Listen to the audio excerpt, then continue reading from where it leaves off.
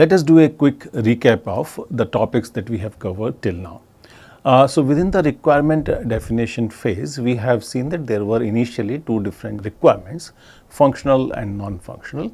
Then in an alternate scheme of categorization, we have seen that those requirements were further categorized as functional requirements, data requirements, environmental requirements, user requirements and usability requirements.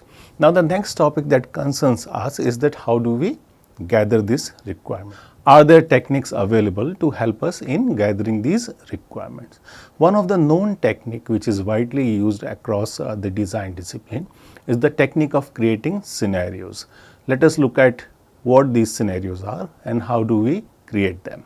So as we have spoken earlier that developing scenarios is a technique for extracting requirements. So if you have attended all the sessions in the goal directed design process, right from the research phase to modeling users, and then we are now into the requirement definition phase, you would see that the details are increasing at a certain rate. So from persona to scenarios, then to requirement definition and then to framework definition. That is the increasing order of details when it comes to design and development of the interactive product. And if you look further, you would find that scenarios, there are three different components when it comes to scenarios. So what is the first component? First component is that persona act as if or behave as though while acknowledging that it is not a complete description. So remember initially when we had said briefly about different stages in the goal directed design process, we had said that in the stage of requirement definition, we put personas into different situations, into different scenarios. So these are enacted, these are imagined, these are fictional scenarios, these are fictional stories. So personas, they behave as if they are in a particular situation or they act as if they are in a particular situation. So that is why the first component is that you have to make your personas fit in a particular situation, or you have to imagine fictional stories around your personas when they encounter a certain situation. So personas act as if or behave as though while acknowledging that it is not a complete description. So your scenario need not to be a whole epic. It has to be a very short description of a particular activity carried out in a particular situation. So that is why we are saying that while acknowledging it is not a complete description, but we put our persona into a scenario and made it to act as if or behave as though. So these are the conditions which you put while you imagine your persona in a particular scenario. So persona is put up in a situation, a story, not an epic. Persona performs some action or task in the given scenario. So what is the component second? So the second component involves thinking with an artifact or in terms of proposed interactive product. So in the first component you see we had put our persona into a situation and we are thinking in terms of a fictional story where the persona was performing an action or task. Now in the second component we bring the aspect of interactive product. Now the persona performs those actions or tasks with reference to an interactive product in the same context. So think about affordances and conventions that the proposed interactive product offers.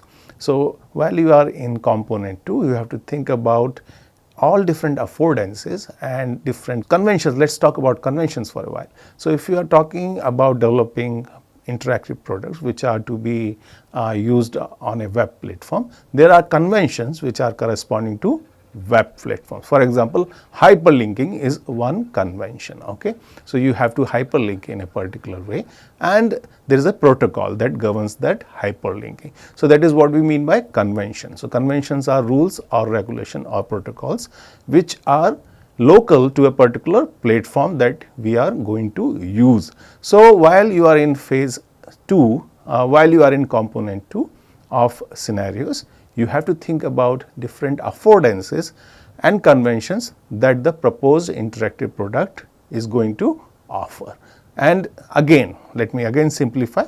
In the first component, you were putting your persona into the scenario, into a situation in a fictional story, and then you are imagining your persona to do certain actions or activities.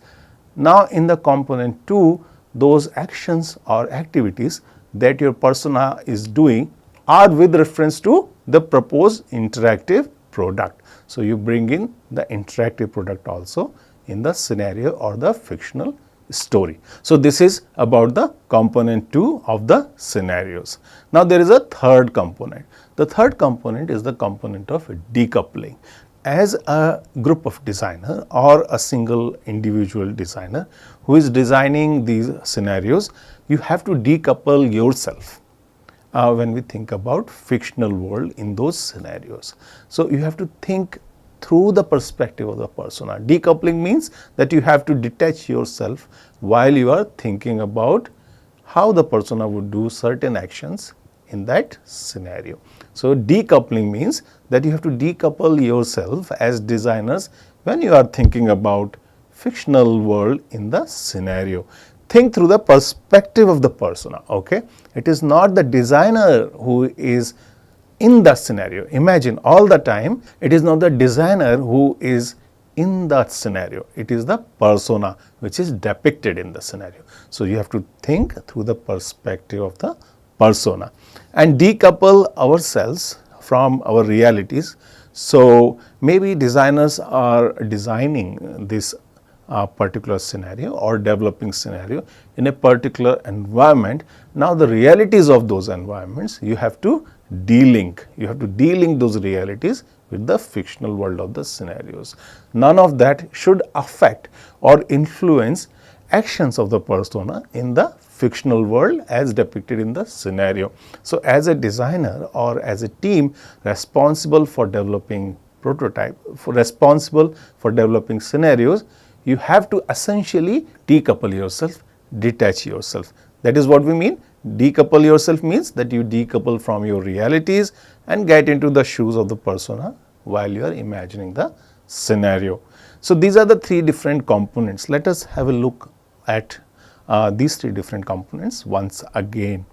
So, first component once again is that scenario is a fictional story and you put your persona in a particular situation where the persona commits certain actions or activities. Okay. The second one is that within this detail you also put the interactive product also. Within this scenario, now you are thinking about all the actions or activities performed by the persona with respect to the interactive product. So, you are in a position to estimate all the affordances and conventions offered by the interactive product. And third one is about what you should do as a designer. So, you have to decouple yourself while you are designing these interactive product. You have to essentially think in terms of the persona, in terms of the perspective of the persona. So, imagine that these three components are three different components of the stages. Right. So, as you would appreciate that these three components basically gives you an approach view of developing scenarios, how you should develop these scenarios, what you should do to develop these scenarios. That is a approach view. Now, it might feel to you as if developing personas is a very hypothetical task or it is a very difficult task. It might feel to you. So, let me give you a few simpler points to remember while you are developing personas, and maybe it would feel easier to you to develop different personas. So, as we have said across all the three components that we have studied earlier, that scenarios are informal short story.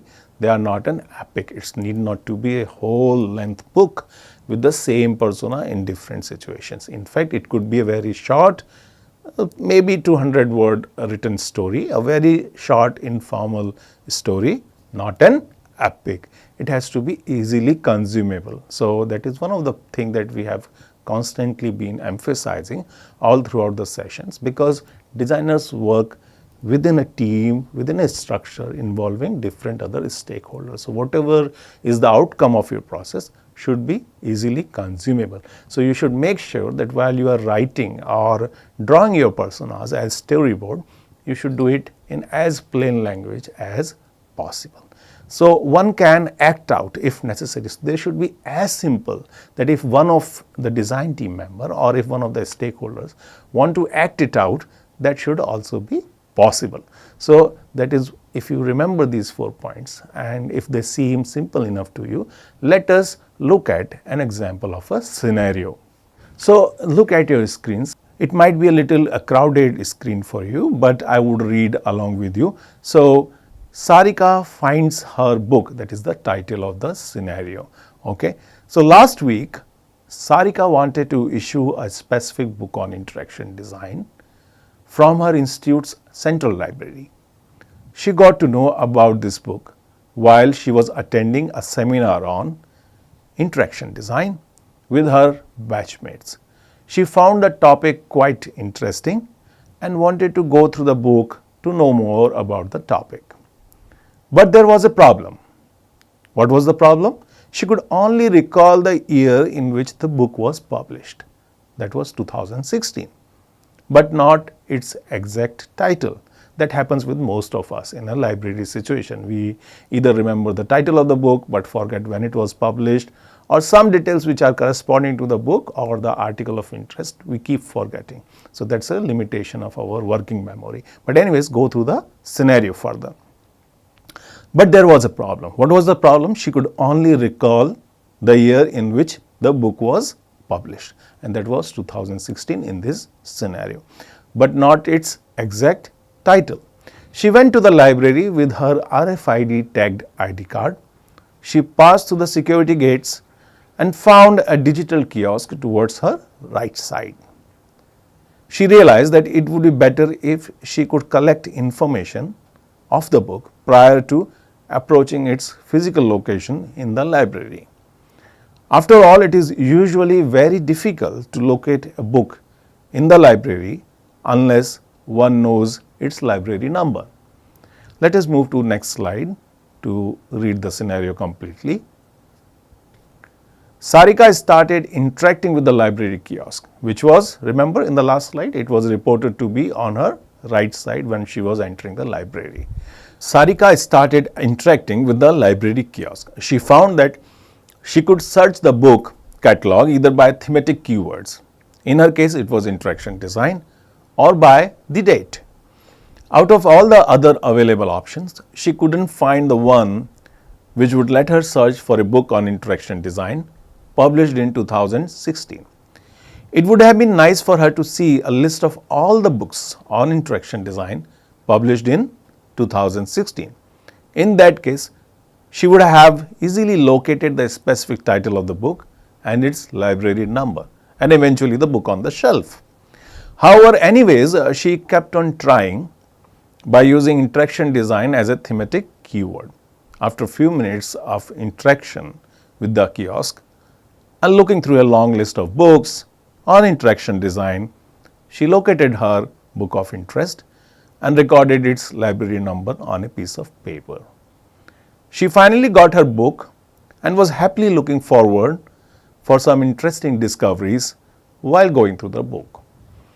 So this is a very fairly simple story. It's not an epic. It involves a persona whose name is Sarika, and she is a college student and she lives on campus.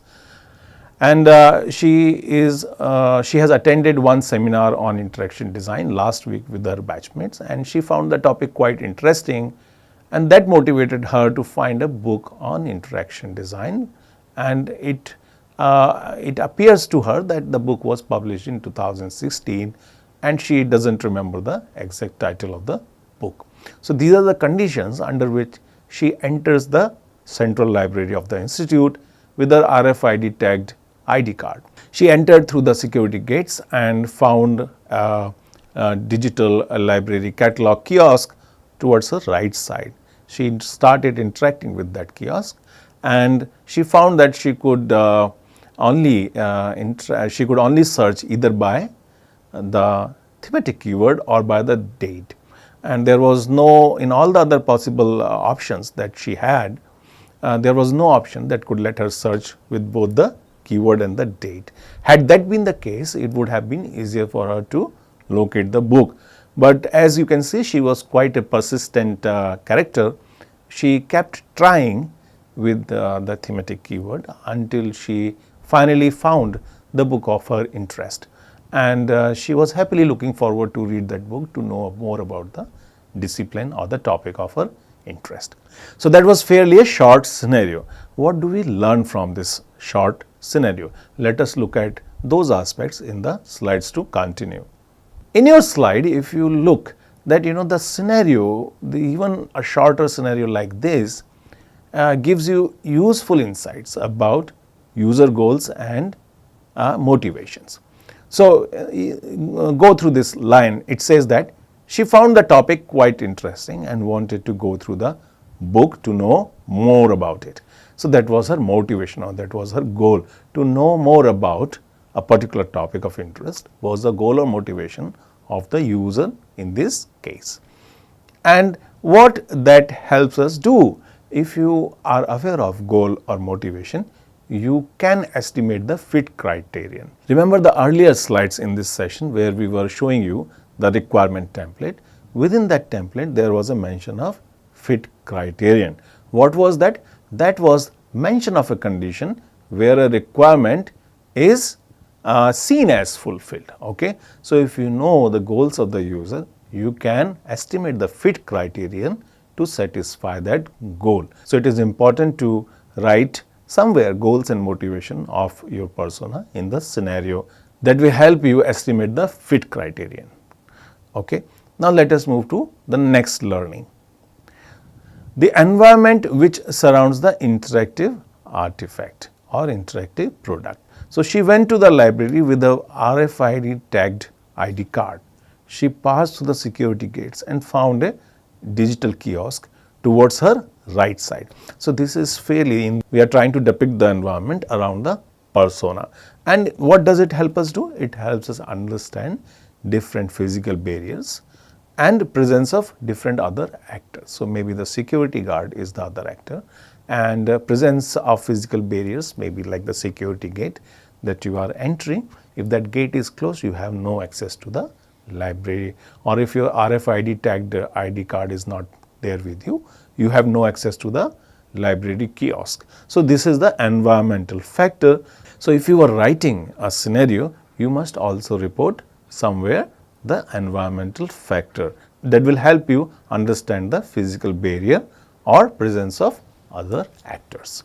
The third learning is that the inability of the system in terms of providing a flexible search. Okay, what does this mean? With respect to the particular scenario where our persona Sarika was trying to find a very specific book of interest, the system was incapable. The system didn't had any capacity to provide a flexible search. Remember, she wanted to search using both keyword, thematic keyword and the date, and the system did not had any option of that kind. She found that she could only search the book catalog either by thematic keyword or by date. So the system, this is very specific learning with respect to that system. The system was incapable of providing a flexible search. So if you could record with respect to the proposed interactive product, these moments where the system doesn't do a particular activity which would have suited the expectations of the user, you come close to understanding moments of frustration with the user interaction. Okay. So this is also very important to know at what points across the interaction is the user feeling frustrated. That is also very important. Okay. The fourth learning, if you see on your slide, is the ideal experience with the interactive product. What is the ideal experience that the user is expecting out of her interactions with the product? The scenario should also be able to give you a glimpse of that. So read through the following lines. It would have been nice for her to see a list of all the books on interaction design published in 2016. In that case, she would have easily located the specific title of the book and its library number. So she would have easily located. That would have been the best experience for her out of her interactions with the library kiosk. So, your scenario gives you a sense of ideal interactions, ideal experiences which are possible out of interactions with the interactive product. So, how does it help? It helps you gather a knowledge about different moments of delights with the system. So, you had a knowledge about moments of frustration and you had a knowledge about moments of delight with the system. Okay, another learning is that usefulness of showing a similar list or entries when an exact match doesn't appear. That is also a specific learning with respect to the interactive product domain. But what does it lead us to? Let us go through the lines once again. Usefulness of showing a list of similar entries when an exact match doesn't appear. So, let us look at it once again. Usefulness of showing a list of similar entries when an exact match doesn't appear. Okay. This is also one learning which is very specific to the domain of the interactive product, which is the search and information retrieval domain. Okay. Now, what does it tell us? It tells us that you need to understand ways of complementing methods to satisfy users' goal. So, what are your contingency plans as a designer? So, it helps us understanding ways of complementing methods to satisfy the user goals. Different contingency plans which might be important for you to consider while you are designing interactive product. So, after a few minutes of interaction with the kiosk and looking through a long list of books on interaction design, she located her book of interest and recorded its library number on a piece of paper. So, anyways, she could find out a list of books. So, the system is not really rejecting all the possibilities of providing or satisfying goals of the users. There are definitely contingency plans in place. If one plan doesn't work, you have the other plan in place. So, keep contingency plans, have alternate methods of satisfying user goals, because that might be a real world scenario. Let us now look at the summary of our discussion on scenarios. Think about settings. While you are developing scenarios, you should think about settings under which the interactive product will be used. So, what are the environmental conditions? What are the settings? What are the contextual details under which your product is going to be used? You have to think about the typical duration of the interaction. So, this is in particular important when you are thinking of self-servicing kiosks like ATMs, like different ticket vending machines, dispensers, and a lot of machines which are used, which are kept at public places for use by general audience. So, at that time it becomes a very critical factor to think about the typical duration of the interaction. Whether the persona is able to attend to the task without any interruptions or not. That is also something which you have to think about. So, while you are doing a particular task, you might have few notifications coming out from a different device. Now, those are the interruptions which are there while you are performing the task on your device. So, you have to think about all the possible interruptions which may surface up when the persona is carrying out a task of interest. Let us look to the next point. Whether the persona is required to share a system or a set of resources with others present in the same environment.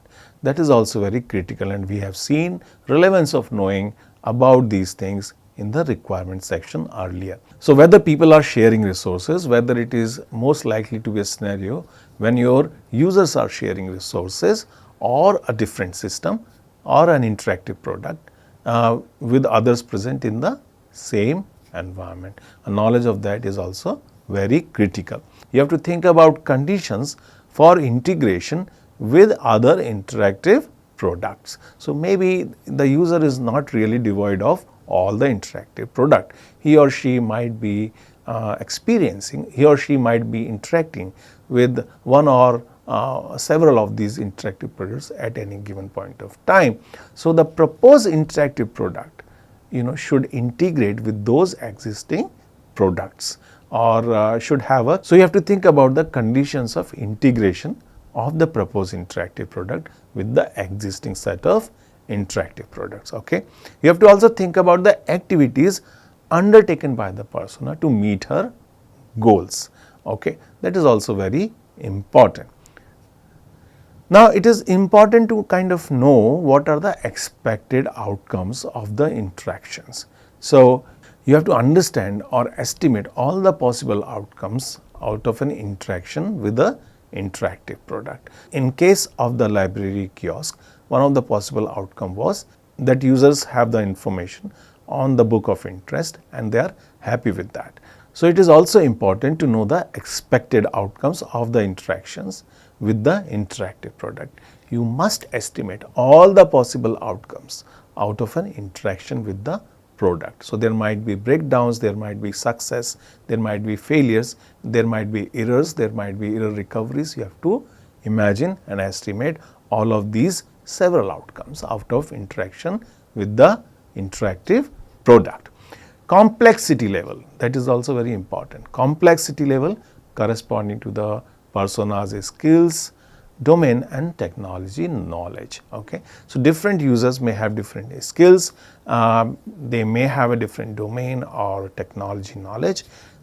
Complexity of the interactive product corresponding to this variation in the level of skill acquisition, in the level of domain knowledge and with respect to the level of skill acquisition, domain knowledge and technology knowledge, that also needs to be considered while you are deciding how complex the interactive product can be. That is important. So, I would like you to recall, particularly with respect to the complexity point, with respect to the point on complexity level, aspect of internalization and externalization, which we have expressed while we were talking about the activity checklist in the earlier session. So, it is important to consider all of these following points when it comes to designing or developing the scenarios. Remember, we are now going to move into the framework definition phase in our next session. Thank you.